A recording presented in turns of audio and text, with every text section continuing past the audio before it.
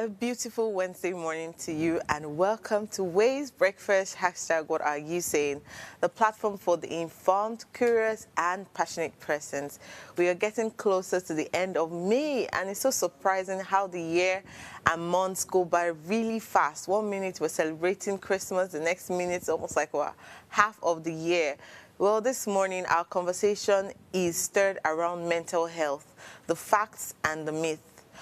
We have an expert guest who's going to be joining us this morning, but this is where I also ask you to join the conversation and other amazing discussions that we have here. You can tune in every Monday morning to Friday as we explore pressing discussions, public perspective, and inspiring stories right here on Ways Breakfast. Our social media platforms are shown right now on the screen, so this is an opportunity for you to follow us and hear from us every day. Well, I'm your one and only Okikiola Taiwo Jalupo, and I welcome you to the show this morning. I'm grateful and glad to be here alongside my queens. Good morning, girls. Good morning. Wow,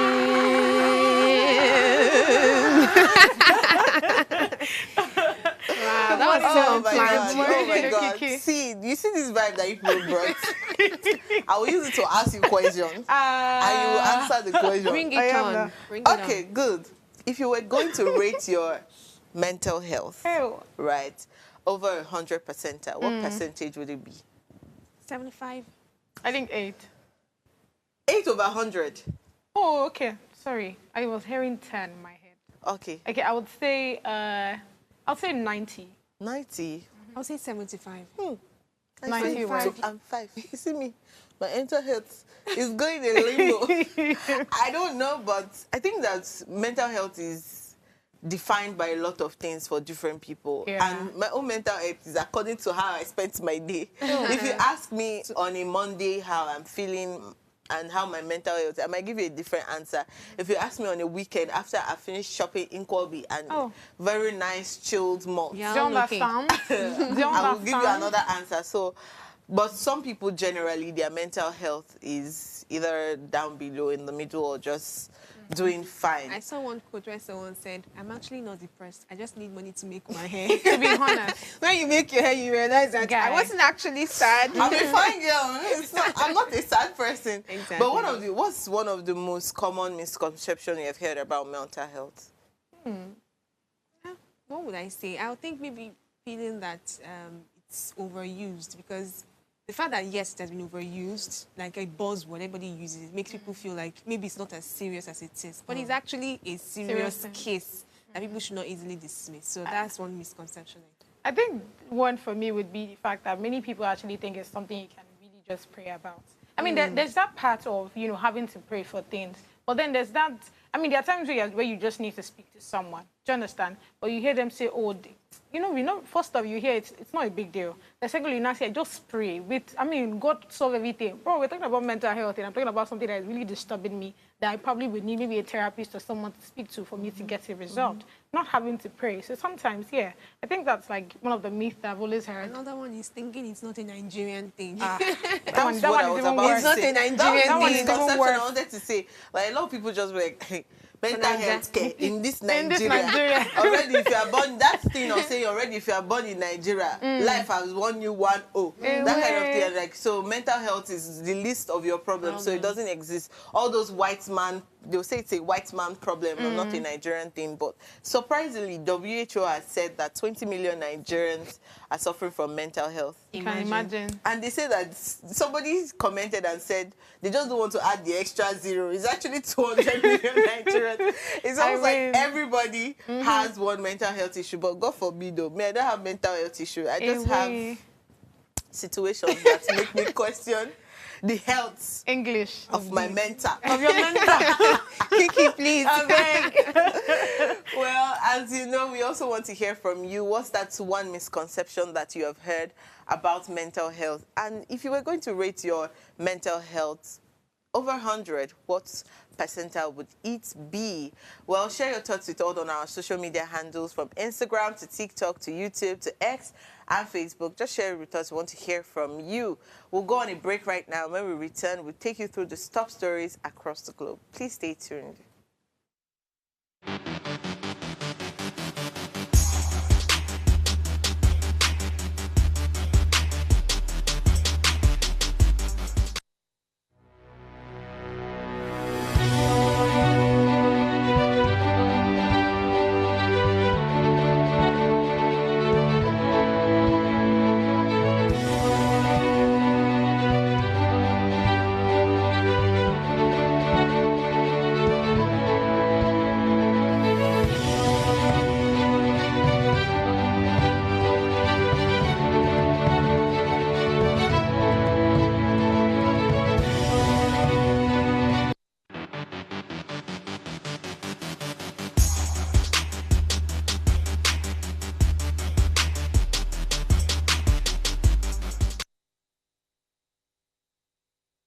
great to have you back from that break. Now let us take a look at the news from the pages of today's newspaper. Nigerian news is always full of stories. International news, as God's beauty will say, it gives that positive vibe and all and all and all. Yes. But yes, we'll be highlighting the top Positive stories vibe from with Trump. the Punch, Guardian, and of course the New York Times. So God's beauty will start off with the international news. Yes, I'll start off in the positive note. If you get it, you get it. Our New York Times newspaper, at the top left, we have allies of Israel raise pressure to cease war. I think at this point, it's pressure that they actually need right now. Because we've been postponing this war. Today, they will come to a truce. Tomorrow, there's another banger. I don't know what you get, if you get it. But honestly speaking, the fact that they have, like, some of the allies of Israeli are thinking of, pressurizing them to ensure that the war comes to an end. I really hope that, they succeed in that. All right, by the top right, we have delay in tariff, spurs new push for United States and European Union deal. We'll talk about that seconds from now. Then by the mid-right, we have embassy aid quietly buried back in Israel. Then by the top, bottom right, we have son of Harlem who ascended to 23-term pillar of the House. Bottom center, journey to United States was perilous. So is trip home. And at the bottom left, which is the last headline on the newspaper, we have, even in war, hot dog-loving Ukrainians savor taste of the West. So I think that particular headline first is a very funny one because we know what's going on with the Ukrainians. And it's how somehow the newspaper is spotting out that one of their, one thing they actually love when it comes to like their food and all is hot dog. I mean, these people are in war right now. Tell me how you're talking about hot dog. I don't know if you get that. Anything to console. Take my mind off the problem. Do you get? I think that's what it is, basically. All right, so this particular headline, which at the top right, I feel like it's important for us to talk about, which is the deal in tariff spurs new push for United States and European Union deal. So the United States and Europe are trying to avoid a fight over trade, right? Trump has said less talk instead of less tax. And Europe agreed, but they only have few weeks to agree before the United States might put the taxes back on. If they succeed, it will be good for the economy. If not, we may see a costly trade war. I think why I feel like it was important for us to highlight the story. So I mean, going back to that time where we had trade war between the United States and other countries, like the likes of China, the likes of, the Europe and all of that, the UK, there was really back and forth.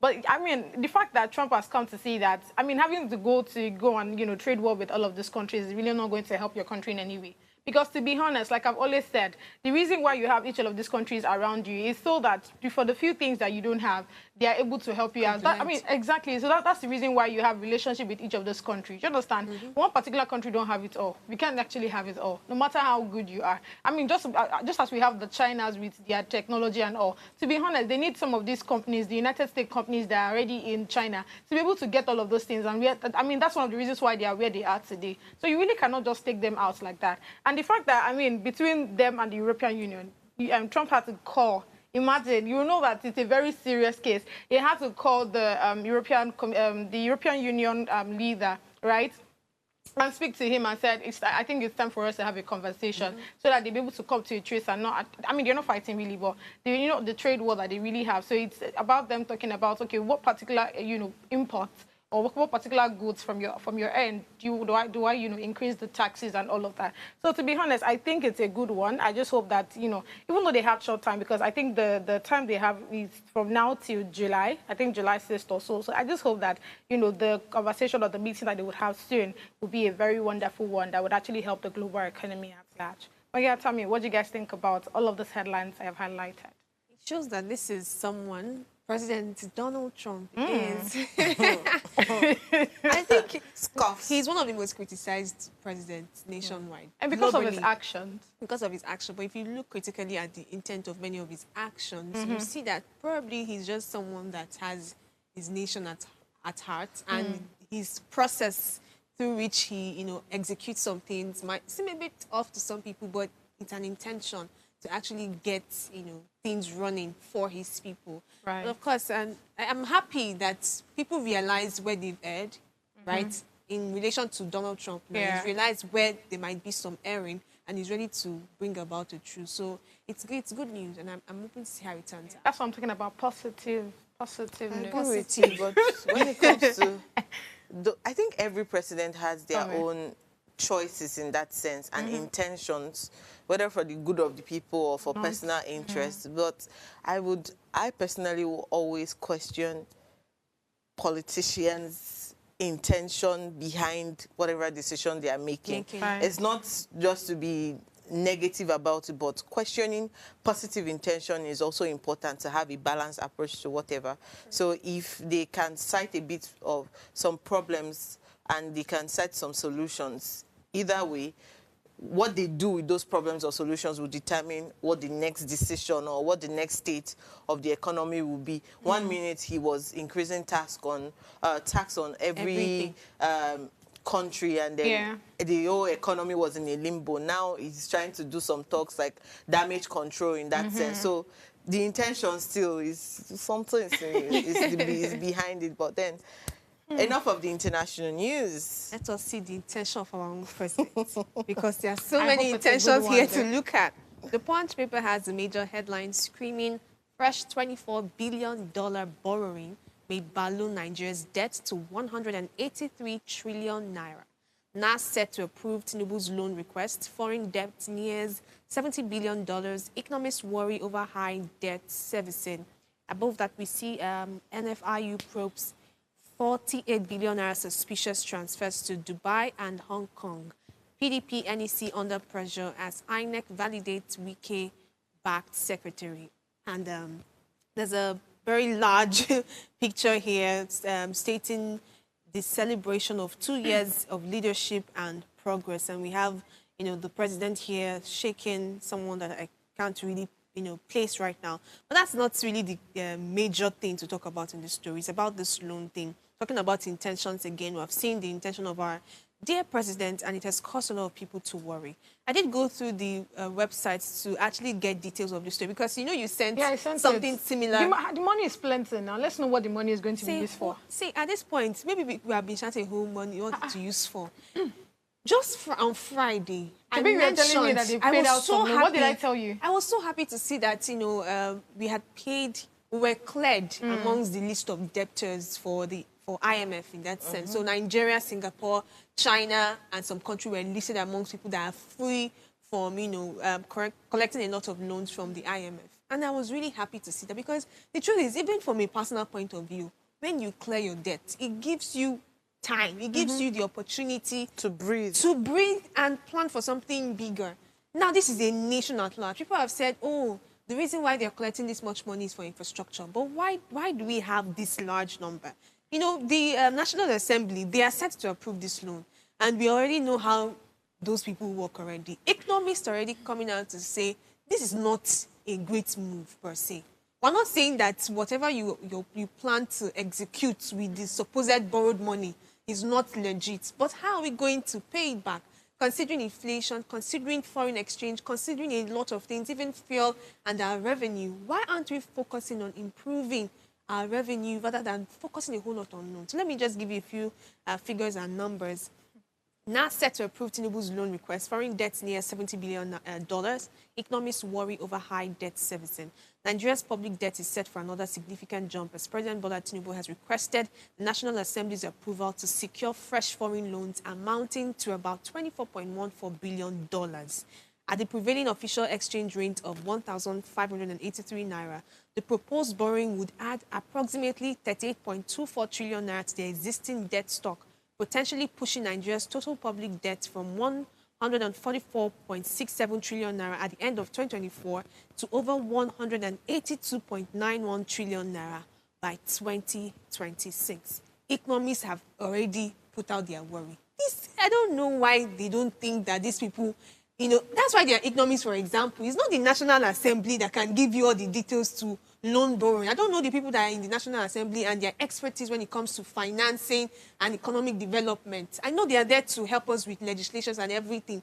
But if we're seeing people put genuine worry about this debt servicing, maybe they should start having second thoughts about this, because this is a whole lot. By 2026, we would have skyrocketed by how many percent? When we were just jubilating on Friday, that we're already amongst creditors list for the IMF. Now we're about to enter even worst debit list. And it's really not the way forward for our country. So that's all the news they have here. So that's the positive impact. I didn't say positive impact. I said, let me show you the intention. That's me. But to be honest, right, starting from the, because when I sent you that video, I was really shocked with the numbers. Like, something $billion. What exactly is going on? What is the money going to be used for? Infrastructure. Infrastructure for what? Is he going to the medicine angle? Is he going to health? Is he going to... We need to understand. There needs to be transparency and not just honesty. We are done with telling us that, oh, you want to collect loan. See, the work of the National Assembly is to get it that, oh, this is what the president wants, this is the amount, this is what he's using it for, and they approve it, keeping it moving. No, they should not just approve. They should start working with people who understand finance that's the before thing. they start approving. So that's something that we would actually need to put on the table. But from, I mean, constitutionally now, right, that's literally the work of the National Assembly regarding all of these things. Do you understand? So it's a very big problem, really. To be honest, I think we need to start understanding what exactly the money will be used for. There's already some, you know, when you told me about the, you know, the certain amount that was taken out and all of that on Friday, what did I tell you? I was very sure that something new, something beautiful, positive was coming. And this is a positive one. You know?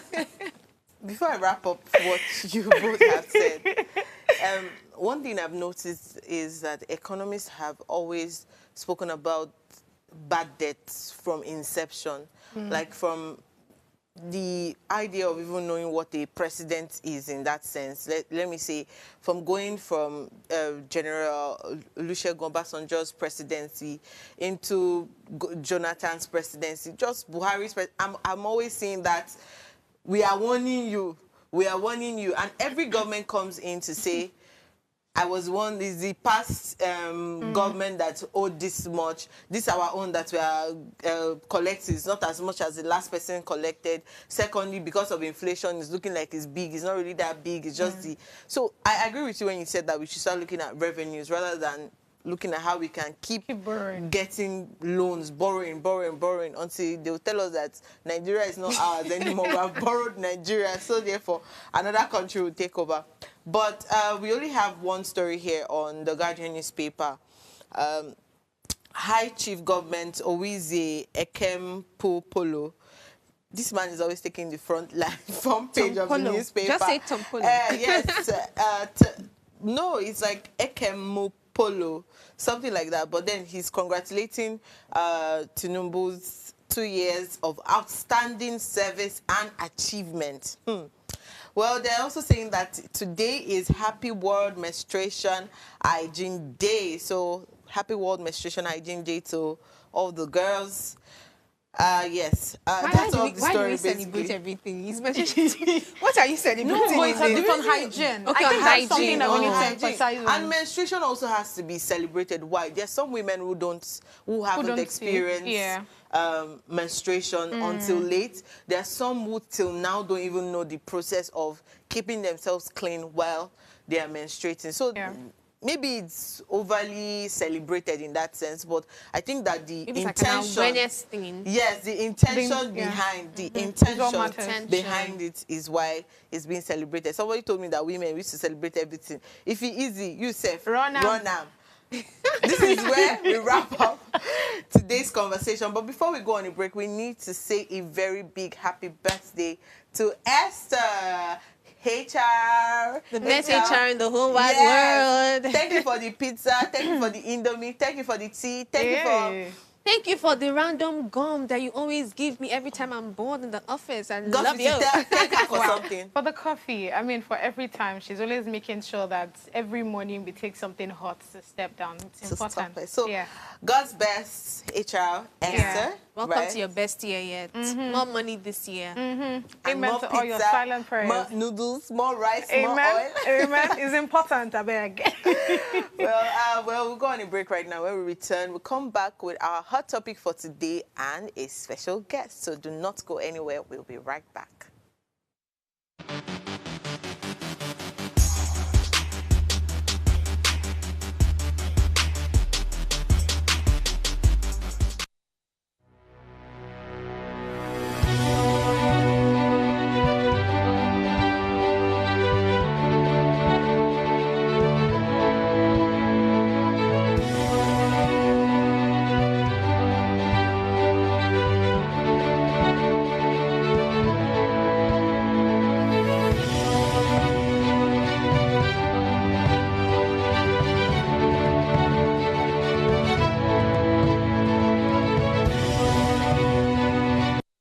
Tell us you're a Nigerian without saying a word.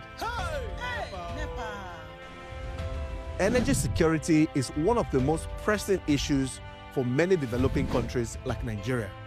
And if there's going to be any meaningful progress, addressing our energy issues is non-negotiable. I need to see light for my house. Make them do something. Band A is expensive. I literally have to turn off all my appliances just to reduce costs. We need light. Introducing the Energy Outlook, your go-to show for everything energy.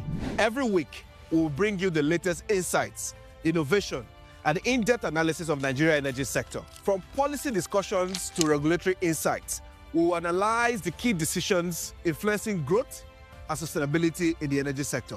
We'll bring you the human stories behind the headlines, giving you a personal perspective on the broader energy challenges. Join me every Friday at 6 p.m. for the Energy Outlook, your guide to the future of energy, where energy means business. Life is made up of moments, some that fill us with joy, others that test our strength. Welcome to Heartlines. This is our space to explore the highs and lows of human connection, the love, the heartbreak, and resilience that shapes our life. From relationships to friendships, parenting to partnerships, and so much more. Every week, we share stories and conversations that define us, navigating love, separations, the struggles of parenting, dealing with anxiety and managing the pressures and stress of life. Real conversations that bring us closer, helping us heal, grow, and connect. So join me Mondays through Fridays at 10 p.m. for Heartlines, the show where we'll connect hearts, have real conversations with real people, one story at a time.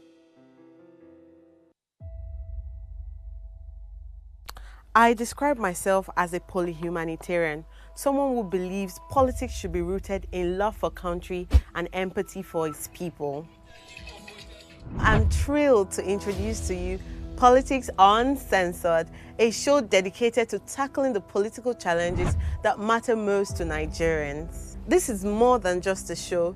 It's a space for honest, unfiltered conversations about the issues that shape our nation. From policy reforms to elections, leadership tussles to governance at all levels, and the overall political landscape in Nigeria. We will dive deep into how politics is impacting our everyday lives. So join me on this journey as we challenge the status quo, spark dialogue, and work together to build a brighter future for Nigeria. Let's make our voices heard and drive the change we deserve.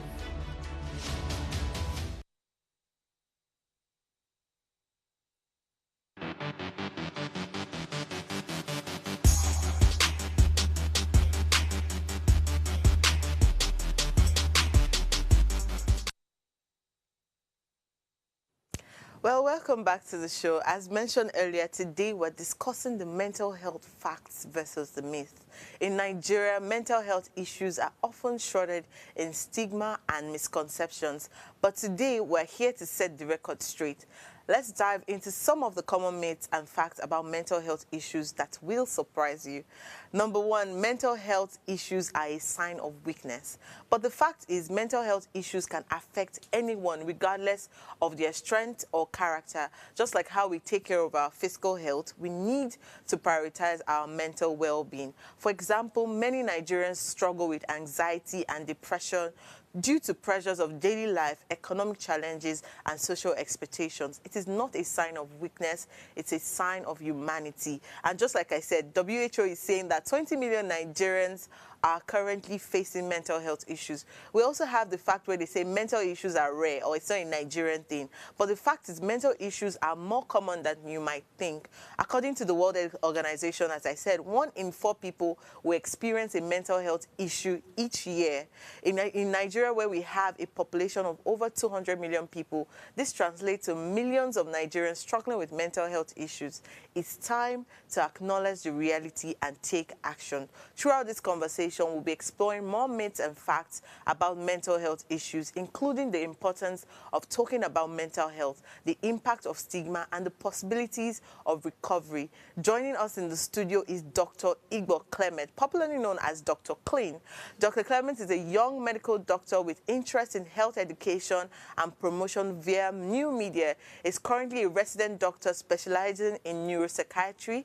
He created Green Tranquility Hub, aimed at reinventing mental health care, awareness, and advocacy for now and the future. He's also a writer, poet, and creative director. He's constantly looking for creative ways to bring about a healthier society. Welcome, Dr. Clement. Or Dr. Clean. I think I like that, Dr. Green. Clean. Green. Okay, yes, like I like Dr. Green. Oh, Dr. Green. Yes, Hi, Dr. Green. I'm How are you fine. feeling Good this morning? I'm happy. I'm excited to be here. It's Mental Health Awareness Month, so it's more than a better time to be having conversations like this. So I'm very excited to be here this very cold morning in Lagos.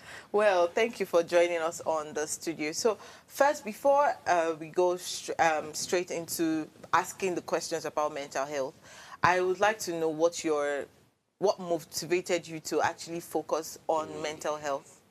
Okay. First of all, I think it's exciting. So mental health for me is the part of medicine that is all-encompassing. If you're a surgeon or if you're a physician that's into the actual bloody, messier parts of medicine, you get to see just one part of human beings, whatever parts you are focused on. But when it comes to mental health, you get to see people not just as their diagnosis or their presenting complaints, but as a total human being, because you have to go deep into their lives, look at the summation of their entire life to discover what probably brought them to where they are right now. So it's a place where you get to know people, get to know a lot about the human condition, about human beings in general, about their relationships, about their struggles, about their lives and all of that. And then it is very interesting. We see a lot of exciting cases a lot of times, and it keeps the blood pumping. Okay. I love that. So let's talk about the common myth that, we have surrounding mental health and all of that. And how do we start changing this narrative? Okay, so I think the very first one for us Nigerians or all over the world is that we do not really know what mental health encompasses. I like that. So that's the basic place to start. This is 21st century. It's an internet age. We are, getting a lot of noise on the internet about mental health, about my mental illness and all of that, but we still kind of not get it. We look at it like a black or white situation, this or that situation. You're either mentally ill or you're mentally healthy. You understand? But it's not just that. Mental health is all-encompassing. So it's not just like when you want to define health itself, the first thing you see on the WHO website is not just the absence of illness. So mental health is not just when you are not mentally ill. It's looking at your entire life, your ability to cope with pressure, cope with stress, your ability to contribute to society, your ability to use your skills, your gifts, so many things. So we need to get that first. It's not just whether you are mentally ill or not, but we have to look at mental health as an all-encompassing thing for everyone. All right. Pardon my slight cough, but I've been thinking about something lately, and that's because of a statement someone said to me one time and said, "Oh, Precious, you like to laugh a lot. You're always too jovial." And I remember going through some, all these psychological myths in that sense that you see online, and someone mentioned that someone who is always laughing many times or is always too jovial, playing the clown, is many times bottling up some deep issues. And at first I'm like, hey, maybe I should start controlling my laughter at this point. But I think maybe there's an intersection between a myth and truth there. And I want you to open that up for us. Do you think that, people who are unusually jovial or maybe just extremely jovial, is it just a personality thing, or could there really be something that they are bottling up inside? Okay. Well, first of all, if it's about you being jovial and smiling a lot, you have a great smile, by the way, so I understand that. And myself, I'm a very jovial person. So you're right. Personality is, the summation of who we are. So some people's personalities are just like that. Many people are just on the jovial, happy side. Like myself, I think I tend towards that side a lot. We have to be careful with things online when it comes to mental health. There's this concept that I like to discuss with one of my colleagues a lot. We call it pop psychiatry. In this social media age, everyone goes on the internet and type what they feel as mental health advice or facts. Someone can just come and be like, oh, the OCD urge to ignore my boyfriend today. And I'm like, that is not OCD. OCD is a serious, sometimes debilitating condition where people can barely cope because they are obsessed or they feel compulsive about something. It's not just because you are not replying someone's text or because you're being too clean or everything. No, we need to separate. Facts and myths can overlap, like you rightly said, but we need to clearly separate. Some things need to be diagnosed. There are steps to diagnose some things. There are mood disorders where people can become too excited, do too many things out of excitement. But we do not just say because you're laughing, you're smiling, that cuts it. You have to come with several other symptoms as well. Sometimes symptoms that affect your ability to function. That's why when I was defining earlier, I was like, your ability to cope with stress and your ability to function is a big part of what mental health entails. So when you start crossing the line of illness, you are beginning to have issues with your functioning, issues with your relationship, issues with your everyday life. I don't think smiling, being happy, would cause issues with your relationship unless you're dealing with very toxic people, you understand? So I don't think that's a problem, you understand? So the bottom line is that there are ways that we define mental health conditions. There are symptoms we look out for. There is a whole classification for all conditions in medicine, especially in mental health care. The reason is so that we do not overdiagnose and we do not underdiagnose as well. Amazing.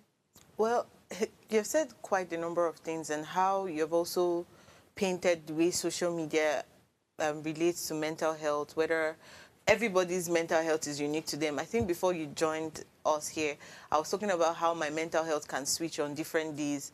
On some days when I'm going through a lot, I can say, oh no, my mental health is like down low. And then when I've had a very good meal, I can say, oh yes, I feel very excited today. And if somebody would have asked me how your mental health is doing, I would have given like a different answer. But I want to know, how do you think that Nigerians should start perceiving mental health, and how do you think that they should start addressing it in a way that it's more serious than the excuses that people can make? They can wake up one morning. You mentioned relationships where mental health can be an excuse. Even at work, people can say that, oh, I can't do well at that space because of my mental health. But if you really, with your experience, if we were to really diagnose it, it might necessarily not be mental health. It might not be OCD, as you have mentioned. So how do you think Nigerians should start perceiving mental health issues? Okay, so first of all, when it comes to mental health issues in Nigeria, our perception is not really the best. I do not blame us. We tend to over-spiritualize a lot of things. We tend to take things too trivial. One of the biggest, I think, a big myth now, like I would like to drop, is the fact that we believe like mental health issues are caused by many other things apart from what actually causes them. We believe that it's actually our enemies that are doing us, spiritual problems, reward for bad behavior. Person probably did something in the past and all that. This might be true. Sometimes they are true, but the way we look at it is usually a summation of things. Something in the person's biology, some things in the person's relationships, that could have precipitated it, not necessarily, an arrow from the enemy or something like that. Because people believe in these things, they usually do not come to the hospital or see professionals first. They will go to the mountain, they will go and pray, they will go and see Babalawo. So by the time they are coming to us, things are already probably, no, I won't say late, but would have advanced beyond, a reasonable level. So we need to know, first of all, that mental health conditions are treatable, they are manageable.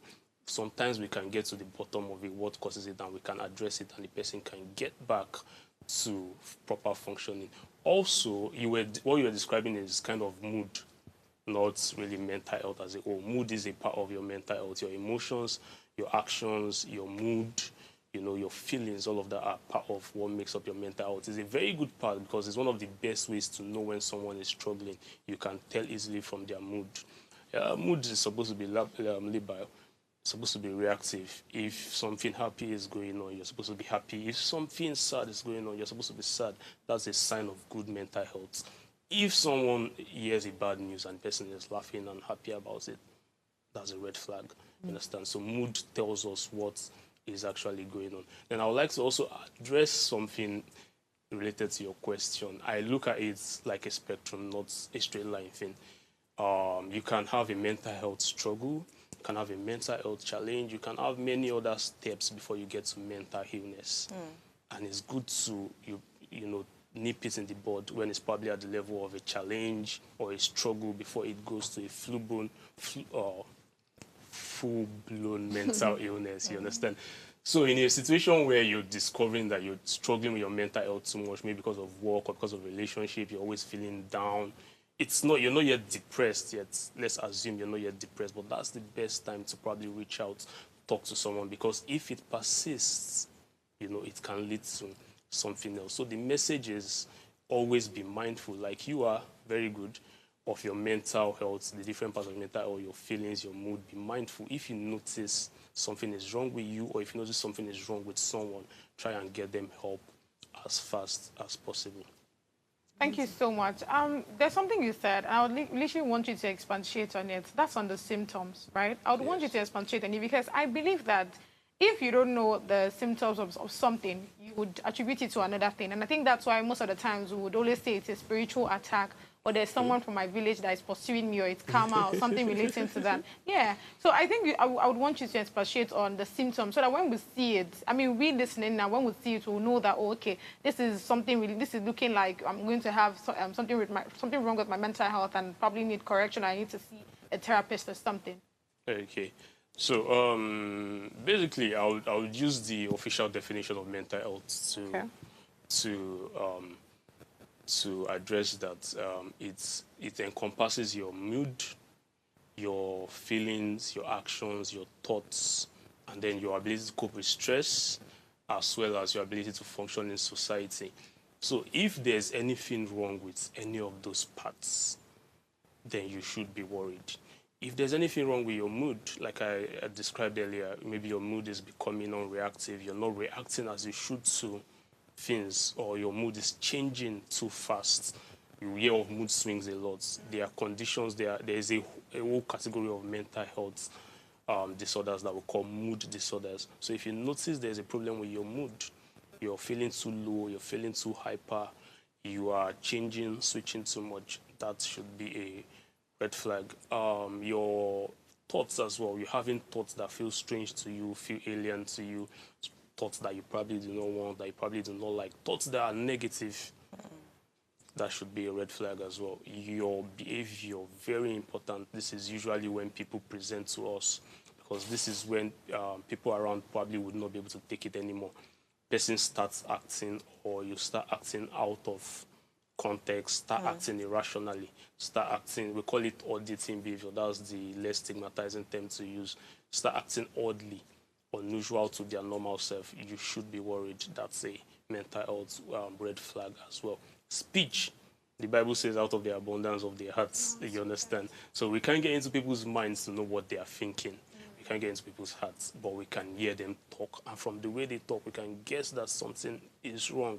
So if a person starts to probably talk too much, that could be a red flag. Too much things, Talk unnecessary too much as in content or the frequency. How do I describe that too much now? No, I'm a talkative, so I'm careful not to shoot myself in the foot because I talk too much. But I mean, like, someone is talking excessively, they just can't shut up. Okay. You would know it when you see it. True. You understand? This person just can't shut up. Like, it's 1,000 words an hour, probably out of context, probably irrational and abnormal as well. You should be worried as well. Then the ability to cope. Someone that probably is doing well, comes to work every day, does the stuff, is suddenly no longer able to do that. You have to be worried about what's going on in this person's life that's, is causing this. Also, one that we need to watch out for is abuse. Person is beginning to abuse a lot of substances that he probably doesn't use on a normal, probably drinking too much, begin smoking all of a sudden. Person might be trying to medicate, or that might lead to a mental illness. So you should be worried if someone around you just suddenly starts abusing. Okay. Thank you very much. Before I allow Oluchi to ask a question, we need to go on a quick break, and then when we return, after Oluchi's question, then I'll go straight to what exercises that we can do when we face cases of maybe mental, if our mood in that sense changes all of a sudden. What other ways can we address them apart from just talking about it? So please stay with us. This is an opportunity for you to still comment, ask your questions. Dr. Green is here to answer, and your anchors also. So we'll be right back after this short break.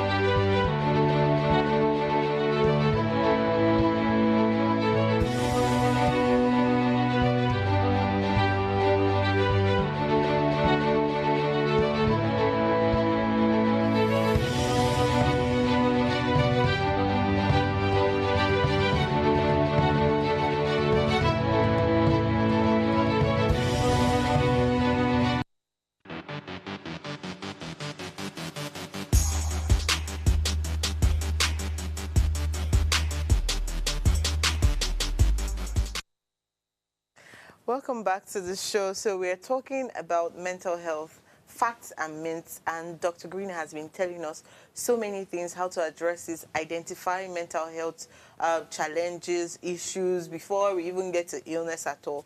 But let me allow Oluchi, pardon me, to ask a question, then I'll go straight to asking. Thank you very much, darling.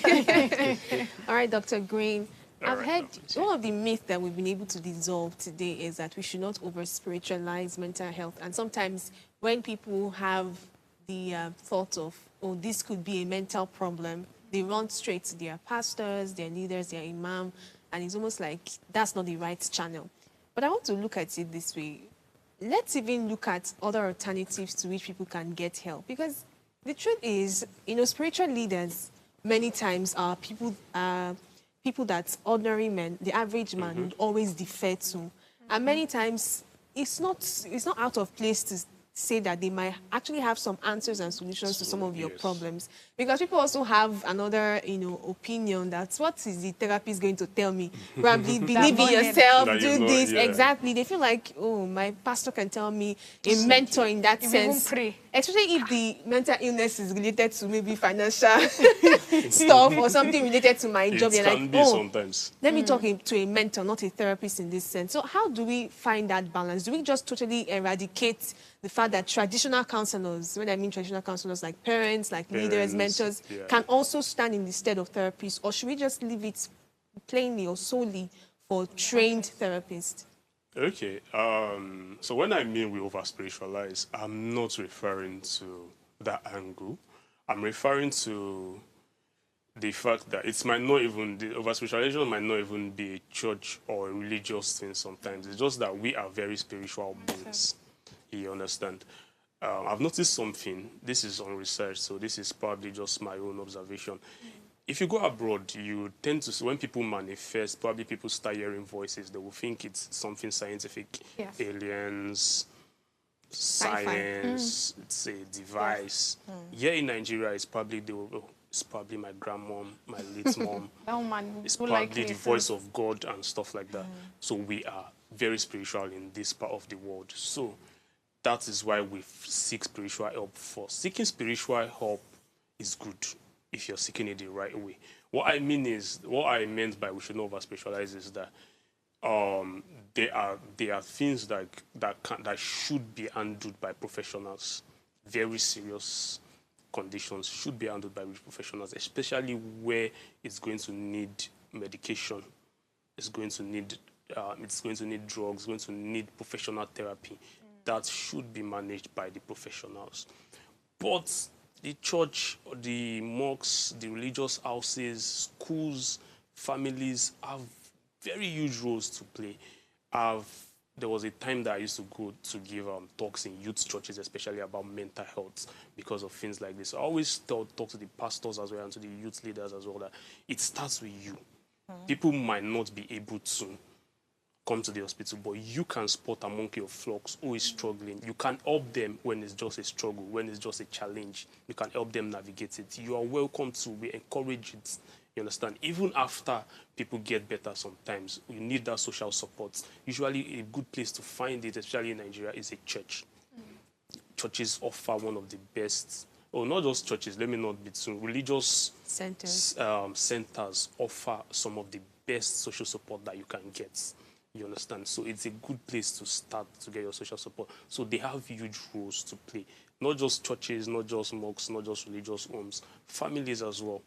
You know, if you have a supportive family, you don't know what God has done for you. It's usually one of the best places to go and get succor, you know, after if you're struggling mentally.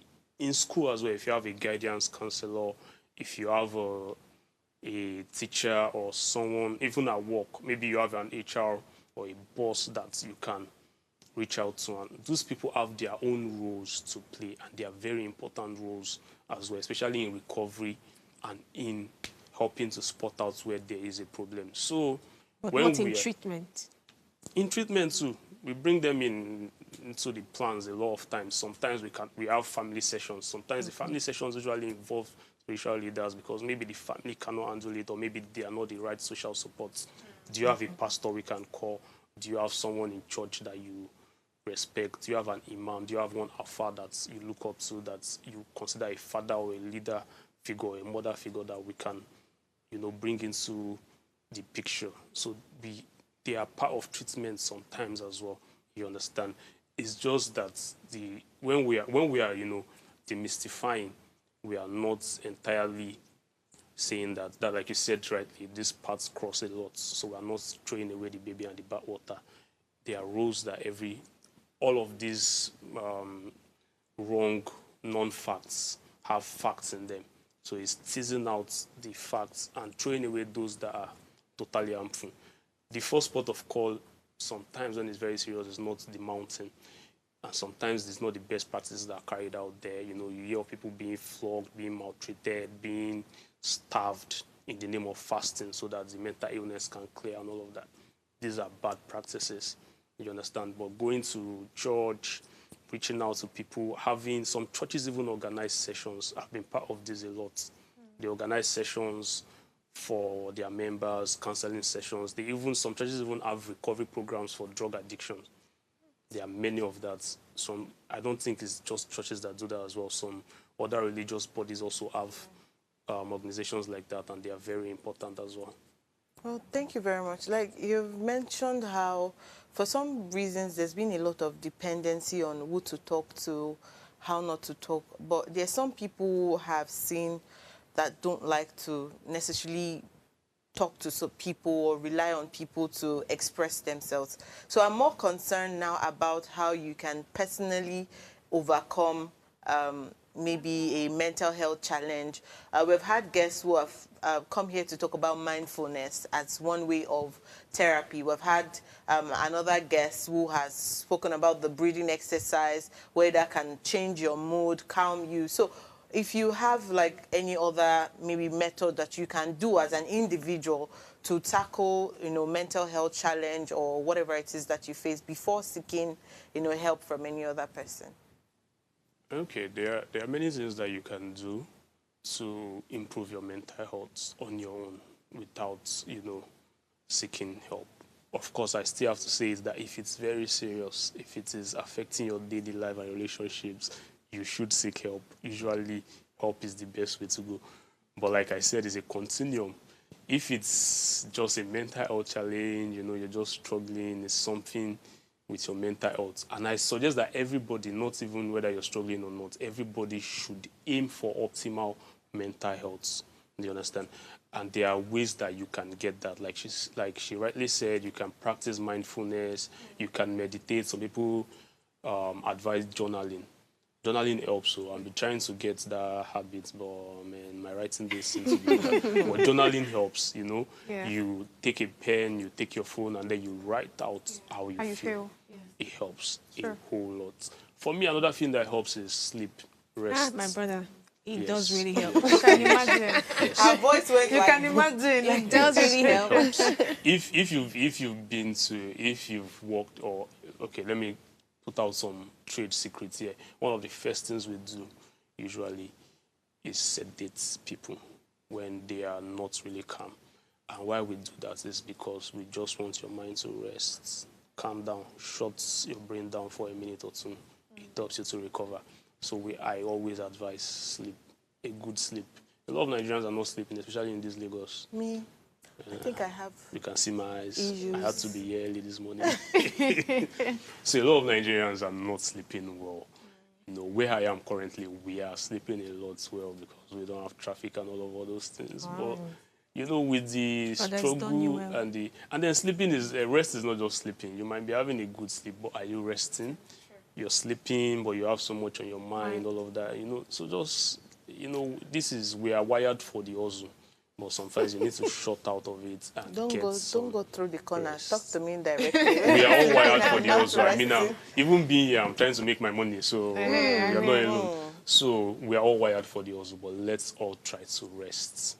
I believe. So there's okay. Sorry, we Go have on. a comment. We have to prioritize our viewers first. I mean, so wow. Victory, It's important. No, it's important. Victory Gadam says, Dr. Green said that mood is reactive. My question is, what if one just feels sad for no reason and wants to be alone? Should I be worried about such behavior or wait till the person speaks out?